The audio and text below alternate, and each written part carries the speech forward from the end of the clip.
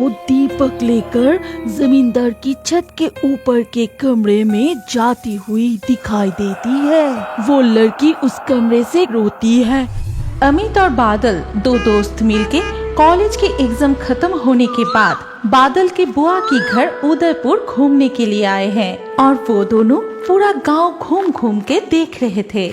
पता है अमित, मेरा उम्र जब 10 साल का था तब मैं बुआ के घर आया करता था। फिर इतने बड़े होने के बाद आया। इतने सुंदर गांव में तो छुट्टियां मिलते ही आ जाना चाहिए, लेकिन तू यहाँ इतने सालों बाद आया। पता है, इस गांव में एक अजीब घटना घटती रहती है। उसे सुनने के बाद यहाँ फिर कभी नहीं आया। और अब मैं बड़ा हो चुका हूँ, इसीलिए उस बात का और चिंता नहीं।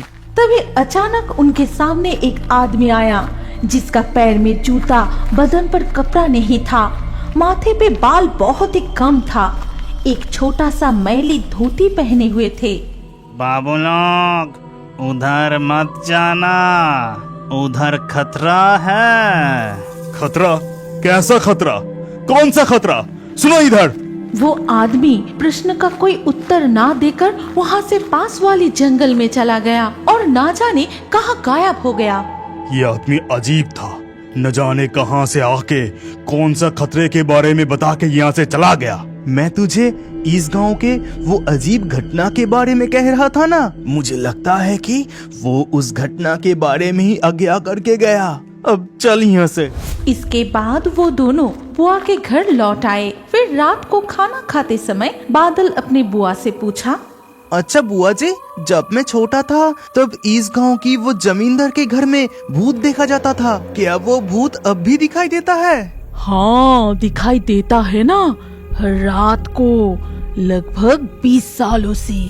उस भूतिया घटना की रहस्य के बारे में आज तक किसी को कुछ पता नहीं चला।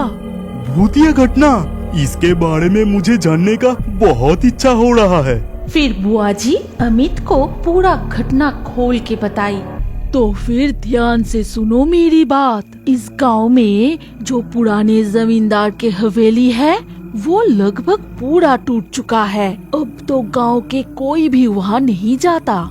लेकिन शाम ढलने के बाद एक लड़की को दीपक लेकर जमींदार की छत के ऊपर के कमरे में जाती हुई दिखाई देती है, लेकिन उसे करीब से कोई भी नहीं देखा। वो लड़की उस कमरे से कभी बचाओ बचाओ कहकर पुकारती है, तो कभी रोती है और कभी कभी गाना भी गाती है। और आज तक जो कोई उसकी वो दर्द भरी पुकार सुनकर उसे बचाने जाता है वो लौट कर नहीं आता। असल में वो एक नरभक्षी पिशाचिनी है। आप ये क्या कह रहे हैं? क्या वो पिशाचिनी वहाँ अब भी है? हाँ, वो है ना, जरूर है। रात गहरे होते ही या तुम उसकी रोने की आवाज और नहीं तो गाना जरूर सुन पाओगे। लेकिन तब तुम दोनों घर से मत निकलना। तब रात काफी गहरी थी। अमित और बादल भी सो रहे थे। तभी अचानक एक सुरीली गाने की आवाज आती है।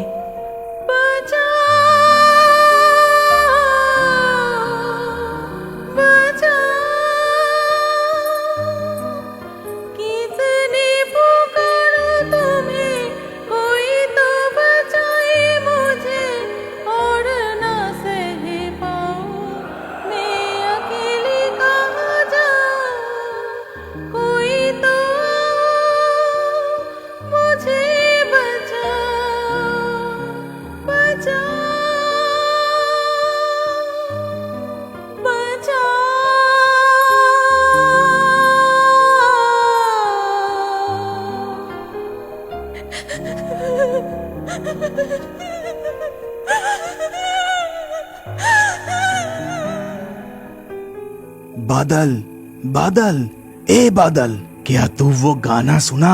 हाँ सुना है ना। कितनी डरावनी थी, लेकिन ऐसी आधुनिक युग में भूतिया घटना घट रही है। हम दोनों कल वो पुराने हवेली देखने जाएंगे, ठीक है? वो सब ठीक है, लेकिन दिन के उजाले में जिधर मर्जी जाना। अब सो जाते हैं, चलो। और सुबह होते ही बादल की भाभी चाय की 2 प्याला उनके हाथ में देकर बोली, क्यों भैया, कल रात चुड़ैल की गाना सुना? सुना है ना, उससे बहुत डर गया था। हाँ, इसीलिए शाम के बाद गांव के कोई भी घर से बाहर नहीं निकलते। सारे गांव के लोग, पुलिस, कितने तांत्रिक आए, पूजा की, लेकिन कुछ भी नतीजा नहीं निकला। अगर कोई गलती से भी रात को वहाँ चले गए तो उसका सर कटा हुआ लाश मिलता है। ये सुनकर अमित को डर लगने की बजाय उसके जानने की इच्छा और भी बढ़ गए। फिर बादल को अपने साथ लिए उस हवेली के तरफ जाते हैं और हवेली के पास पहुंचकर चारों तरफ देखने लगे। उन्हें कहीं भी कोई नजर नहीं आया। चारों तरफ बिल्कुल सन्नाटा थी। अचानक उनके सामने कुछ उछल पड़ा। एक काले बिल्ली। अरे बाप रे, मैं भी डर गया था। चल लौट जाते हैं, ये जगह ठीक नहीं लग रहा है। अरे कुछ नहीं होगा, दिन के उजाले में। चल हम अंदर जाके थोड़ा देखते हैं। फिर वो हवेली के अंदर गए और अंदर पूरा हवेली पेड़ पौधे से भरा हुआ था। चारों तरफ टूटे हुए हवेली के हिस्से बिखरे पड़े थे। अरे यहाँ तो कोई नहीं है, तो फिर उस तरह से गाना कौन गाती है? मुझे ये जानने की कोई शौक नहीं, तू यहाँ से चल। इसके बाद अमित और बादल वहाँ से लौट आए।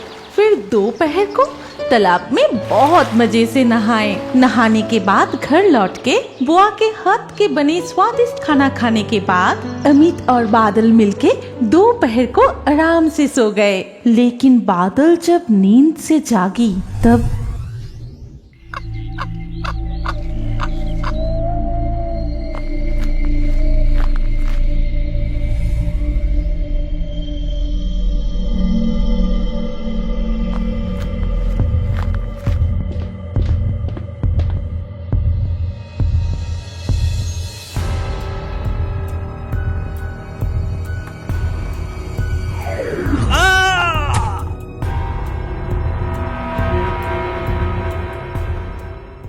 भाभी, अमित कहाँ है? कहीं नजर नहीं आ रहा है। मुझे क्या पता भैया, मैं तो जानती थी कि आप दोनों कमरे में ही सो रहे हैं। भाभी के मुंह से ऐसी बात सुन के बादल घबरा गया।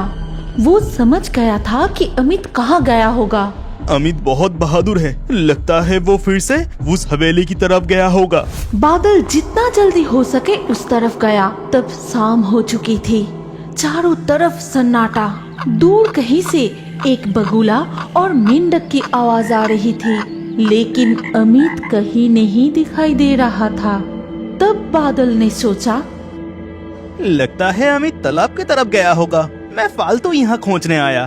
फिर बादल तालाब के पास पहुँचा और वहाँ पहुँचने के बाद ये क्या, यहाँ भी नहीं है। कहाँ जा सकता है? कहाँ गया अमित? अमित, अमित, दोस्त अमित, मुझे बहुत डर लग रहा है। कहाँ है तू? लौट आ। फिर बादल अमित को पूरा गांव में पागलों की तरह इधर उधर ढूंढता रहा। देर रात तक ढूंढने के बाद भी उस रात अमित का कहीं अता पता नहीं चला। तुम इतना चिंता मत करो बादल, तुम्हारा भैया, पुलिस सब ढूंढ रहे हैं। अमित जरूर मिल जाएगा। भाभी, आज 3 दिन हो गए, अमित अभी भी नहीं मिला। लौट के अमित के माता पिता को क्या मुंह दिखाऊंगा? तुम जरा शांत होके बैठो भैया, मैं जाके तुम्हारे लिए पानी लाती हूँ। फिर भाभी कमरे से निकलते ही बादल भी कमरे से बाहर चला गया। इसके कुछ देर बाद बुआ जी, बहू, बादल कहाँ है? बहुत देर से उसे देखा नहीं। मुझे पता नहीं माँ, पर अमित को लेकर बहुत चिंता कर रहा है। हो सकता है अमित को ढूंढने गया है।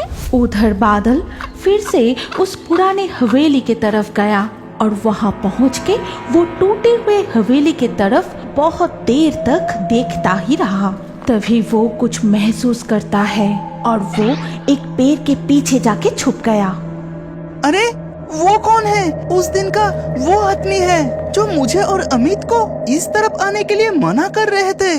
दिखा जाता है कि वो आदमी उस टूटे हुए हवेली के अंदर चला गया और वहाँ से पूरी तरह गायब हो गया। काफी देर तक पुराने हवेली के अंदर से वो आदमी को बाहर ना निकलते देख बादल को मन ही मन